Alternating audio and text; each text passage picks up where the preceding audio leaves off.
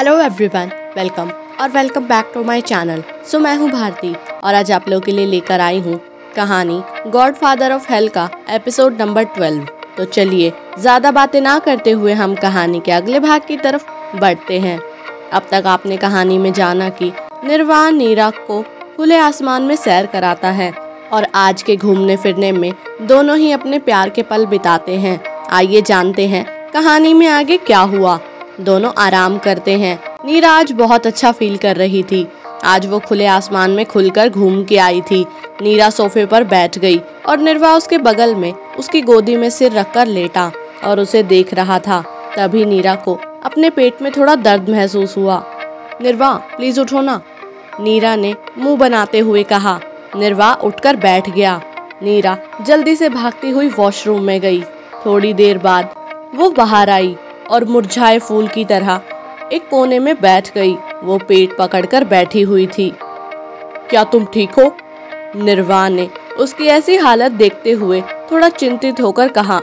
नीरा ने बच्चों जैसा मुंह बना लिया और निर्वा की गोदी में आकर बैठ गई और उसके सीने पर सिर रखकर, बेबी वो पीरियड्स, नीरा ने ये कहा। लेकिन निर्वा जो उसके छोटे शरीर को अपनी गोदी में लिए बैठा था, उसे उसकी बात समझ नहीं आई।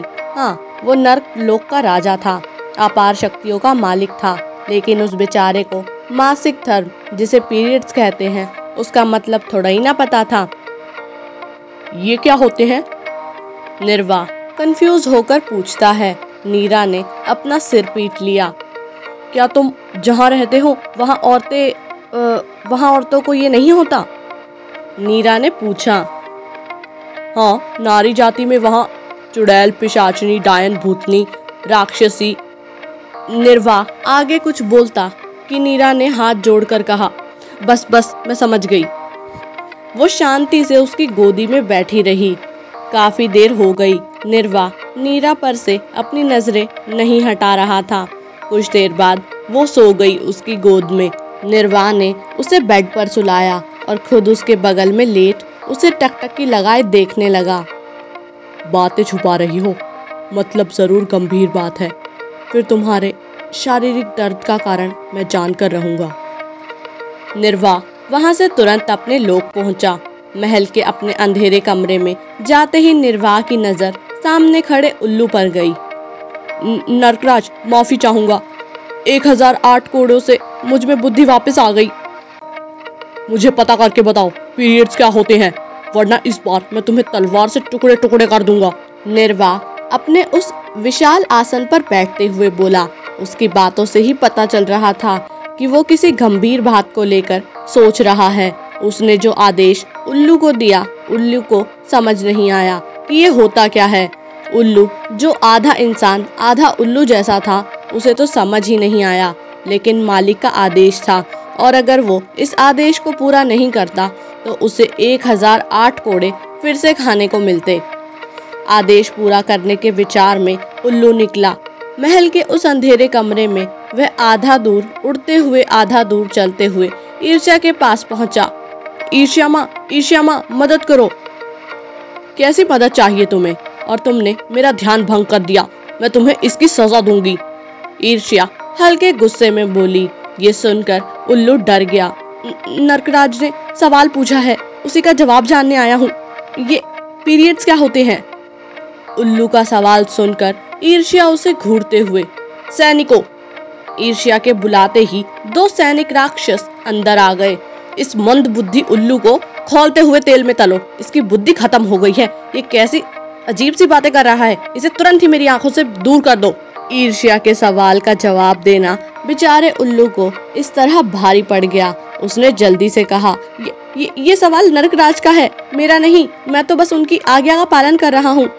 उल्लू की बात सुनकर ईर्ष्या ने सैनिकों को वहां से जाने को कहा और वह उल्लू के पास आई और घुटनों के बल बैठकर, मंद बुद्धि उल्लू, क्या तुम्हें नरकराज का सवाल किसी और से पूछने की आज्ञा मिली? नहीं, मुझे इसका जवाब। तुम सच में मंद बुद्धि उल्लू हो। जाकर नरकराज से कहो, ये इंसानी औरतों को हर महीने एक असहनीय पीड़ा होती है। इसे मासिक धर्म कहा जाता है। ये मनुष्य कन्याओं से शुरू होकर वृद्ध माता तक खत्म होता है और इससे ज्यादा हमें कुछ नहीं पता। ईर्ष्या का जवाब सुनकर उल्लू वहां से तुरंत फुदक फुदक कर भाग गया। वो उस अंधेरे कमरे में पहुंचा। नरकराज, जवाब मिल गया। जवाब ये है कि इंसानी औरतों को हर महीने एक असहनीय पीड़ा होती है और इसे मासिक धर्म कहते हैं वहाँ की भाषा में। ये मनुष्य कन्याओं से शुरू होकर वृद्ध माता तक खत्म होता है। इससे ज्यादा हमें कुछ नहीं पता। निर्वाह ये सब सुनने के बाद वहाँ से वापस नीरा के पास आया। उसने देखा नीरा अभी भी सो रही थी। उसने जब असहनीय पीड़ा सुना तो उसे अच्छा नहीं लगा। निर्वाह ने अपने हाथ नीरा के पेट पर रखे और अपनी आंखें बंद कर ली।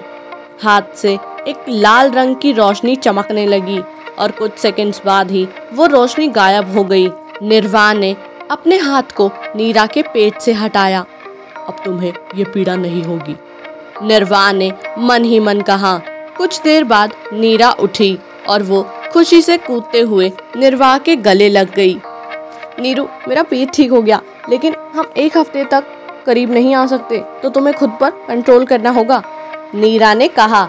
निर्वाह ने उसे अपनी बाहों में उठा लिया और उसे वापस बिस्तर पर लेकर लेटते हुए कहने लगा, ठीक है, जैसा तुम कहो, तो मैं तुम्हें एक हफ्ते बाद पूरी तरह से अपना बना लूंगा। नीरा निर्वाह को इंसानों वाली चीज दिखा रही थी। वो उसके हर काम को आसान कर देता था, चुटकी बजाकर जादू कर देता था। इनके बीच कोई शारीरिक मोहब्बत जैसा कुछ नहीं था। अगर कुछ था तो वो था दिल की पक्की वाली एकदम सच्ची मोहब्बत। देखते ही देखते वक्त निकल रहा था। वहीं नर्कलोक में, ईर्ष्या, तुम इतनी चिंतित क्यों लग रही हो? क्या कोई बात है? अब तो नर्कराज और वो इंसानी लड़की भी प्रेम में बन चुके हैं। वासना ने ईर्ष्या को चिंतित देखकर कहा। हाँ वासना, मैंने भी इस पर ध्यान दिया है, ईर्ष्या परेशानी में बोली। ईर्ष्या, नियति का दिया हुआ काम तो तुमने कर लिया, तो फिर अब चिंता में क्यों हो? मोहिनी ने कहा। मोहिनी, वासना, नियति का दिया हुआ काम कोई आसान छोटा काम नहीं था। नियति का दिया हुआ काम दो प्रेमियों को सदा के लिए मिलाना था, लेकिन अभी इन दोनों का संपूर्ण मिलन नहीं हुआ है। कुछ ऐसा होने वाला है जो ना नरकराज ने सोचा होगा और ना ही उस मनुष्य कन्या ने। उनके प्रेम की एक परीक्षा शुरू होने वाली है। मैं देख पा रही हूँ उनका प्रेम वक्त के साथ कठिन होता जा रहा है।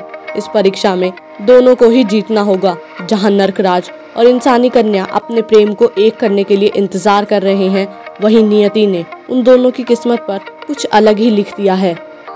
ईर्ष्या परेशानी से बोली। तुम्हारा क्या अर्थात है ईर्ष्या, कि अभी इन दोनों का प्रेम मिलन अधूरा है? मोहिनी बोली। मोहिनी के सवाल से ईर्ष्या के पास कोई जवाब नहीं था। आगे जानने के लिए सुनते रहिए कहानी गॉडफादर ऑफ हेल। और आज का एपिसोड आप लोगों को कैसा लगा कमेंट करके ज़रूर बताइएगा। बाकी जब तक नेक्स्ट एपिसोड आता है तब तक के लिए बाय एंड टेक केयर।